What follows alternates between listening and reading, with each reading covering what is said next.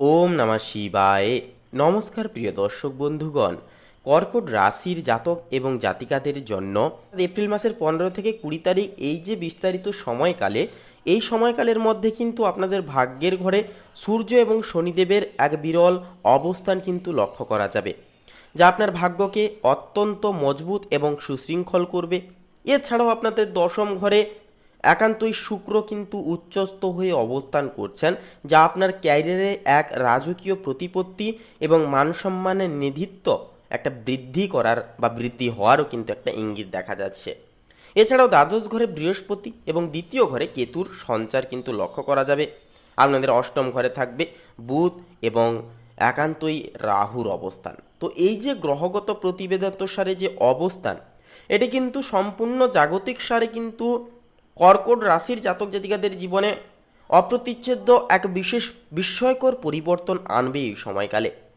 আপনারা যথাযথভাবে যেই সমস্ত বিষয়বস্তু থেকে পিছিয়ে ছিলেন, কোনো রকম কোনো আশানুরূপ ফল পাচ্ছিলেন না, সেই সমস্ত বিষয়গুলি থেকে একান্ত একটা পজিটিভলি ফলাফল আপনারা কিন্তু এই সময় পেয়ে যেতে পারবেন। যে কোনো প্রথা থেকে আপনারা উন্নতি প্রদর্শন করে চলতে পারবেন।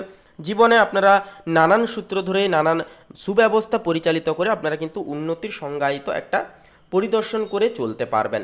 তো বন্ধুরা, আপনাদেরকে বলি, আপনারা যদি কর্কট রাশি তথা কর্কট লগ্নের যদি জাতক কিংবা যদি জাতিকা হয়ে থাকেন, তবে আজকের এই পর্বটি শুরু থেকে শেষ পর্যন্ত অবশ্যই সম্পূর্ণভাবে অবশ্যই দেখতে থাকুন। সম্পূর্ণভাবে আপডেটটি দেখে বন্ধুরা ভালো লাগলে অবশ্যই একটি লাইক দিয়ে, যদি কোনো রকম কোনো বিষয় নিয়ে প্রশ্ন থাকে বা জানার বিষয় থাকে, অবশ্যই কমেন্ট করে লিখে জানাতে ভুলবেন না। এছাড়াও বন্ধুরা, আমাদের এই ভাগ্যবিচার চ্যানেলটিকে সাবস্ক্রাইব করে অবশ্যই পাশে থাকবেন এবং অবশ্যই ভক্তি এবং শ্রদ্ধা প্রতিবেদনতে কমেন্টে একটিবার ভক্তি ভরে লিখে যাবেন শ্রদ্ধা মারফতে। ওম নমঃ শিবায়, হর হর মহাদেব, জয় দেবাদিদেব মহাদেবের জয়। অবশ্যই ভক্তি এবং শ্রদ্ধা অনুসংহার করে কমেন্ট বক্সে অবশ্যই লিখে যাবেন। তো চলুন বন্ধুরা, আজকের এই পর্বটি শুরু করা যাক। তো দেখুন, পারিবারিক জীবনের ক্ষেত্রে এই সময়টি কর্কট রাশির জন্য বেশ শুভভাবে কাটবে।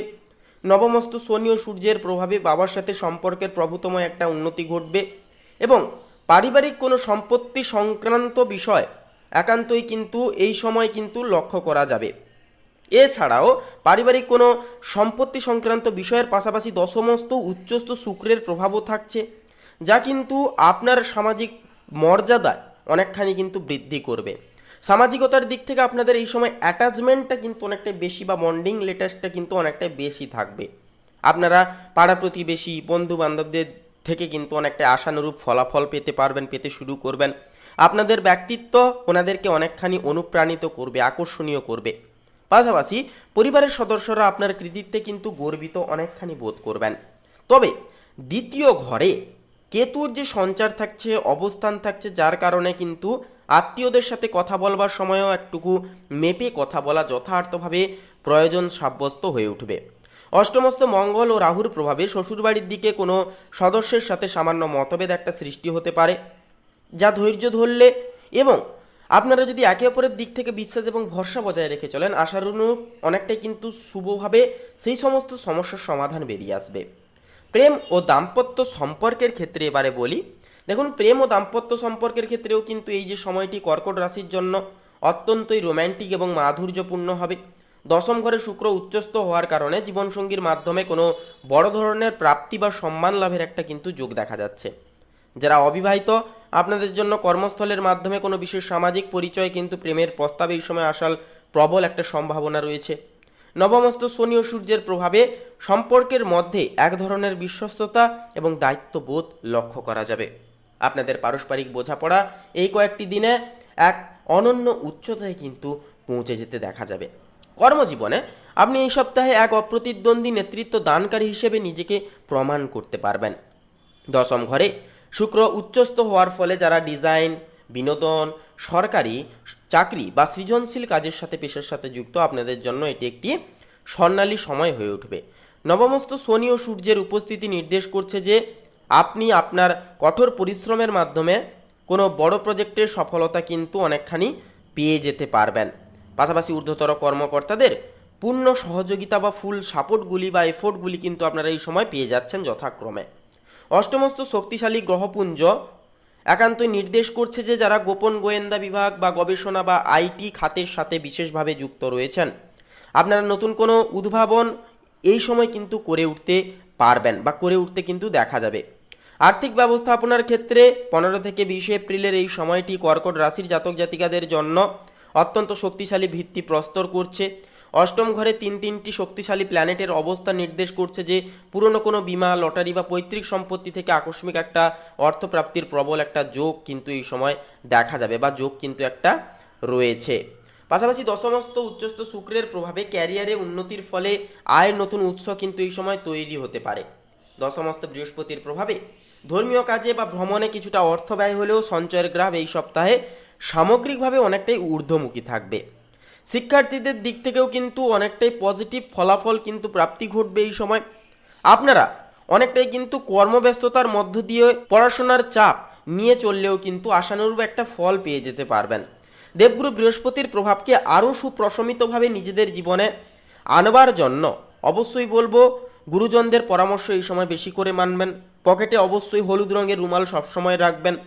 পাশাপাশি ঘর থেকে বেরোনোর পূর্বার্ধে অবশ্যই চন্দনের টিকা বা চন্দনের প্রলেপ অবশ্যই কপালে লাগাবেন।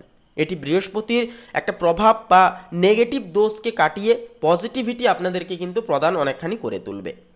তো বন্ধুরা, এছাড়াও যে বিষয়টি লক্ষ্য করা যাবে যে উচ্চশিক্ষা এবং জেনারা আপনারা এই সময়কালে কোনো প্রতিযোগিতামূলক প্রতিষ্ঠানের ক্ষেত্রে যুক্ত থেকে আপনারা এই সময় এগোচ্ছেন বা প্রতিযোগিতামূলক পরীক্ষায় বসার জন্য প্রস্তুতি নিচ্ছেন, আপনাদের জন্য কিন্তু একটা দুর্দান্ত ফলাফল আসতে পারে। আপনারা যতটাই পড়াশোনার দিকে মনোযোগ স্থির রেখে স্থাপত্য রেখে চলতে পারবেন, ততটাই কিন্তু উন্নতির যোগ আরও প্রশস্তময় হতে ধীরে ধীরে লক্ষ্য করা যাবে। তো বন্ধুরা, শারীরিক স্বাস্থ্যের ক্ষেত্রে এবারে কথা বলি। তো দেখুন, এই সময় কিন্তু আপনার হজম প্রক্রিয়া বা হাঁটুর প্রতি বিশেষ নজর দিয়ে চলতে হবে। অষ্টম ঘরে তেজস্বী গ্রহদের প্রভাবে মাঝে মাঝে স্নায়বিক অস্থিরতা বা মানসিক ক্লান্তি অনুভব করতে পারেন। নবমস্ত শনি ও সূর্যের প্রভাবে আপনার মধ্যে এক ধরনের মানসিক গাম্ভীর্য ও স্থিরত্ববোধ কাজ করবে। দশমস্ত শুক্র একান্তই কিন্তু আপনাকে এক ধরনের মানসিক প্রশান্তি ও প্রফুল্লতা প্রদান করবে। দ্বাদশত বৃহস্পতি আপনাকে বড় কোনো শারীরিক সমস্যা থেকে সুরক্ষা দিলেও অনিদ্রার সমস্যা দেখা যেতে পারে। নিয়মিত প্রাণায়াম এবং প্রচুর পরিমাণে জলপান করা আপনার সুস্থতার জন্য অত্যাবশ্যকীয়ভাবে প্রয়োজন হয়ে উঠবে।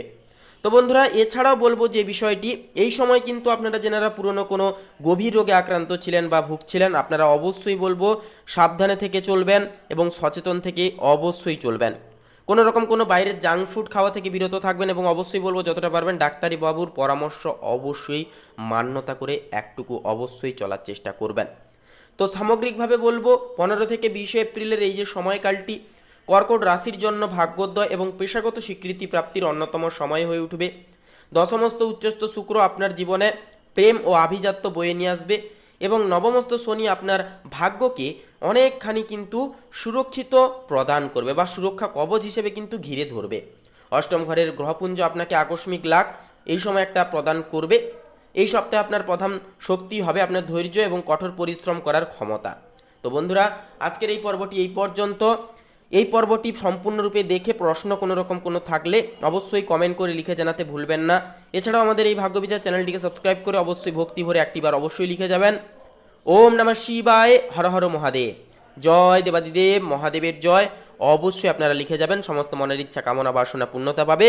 সমস্ত প্রকার বাধা বিপত্তি এবং নেগেটিভিটি আপনাদের জীবন থেকে কিন্তু চিরতরে দূর হবে। তো বন্ধুরা, আপনারা সকলে ভালো থাকুন, সুস্থ থাকুন, সচেতন থাকুন। নমস্কার।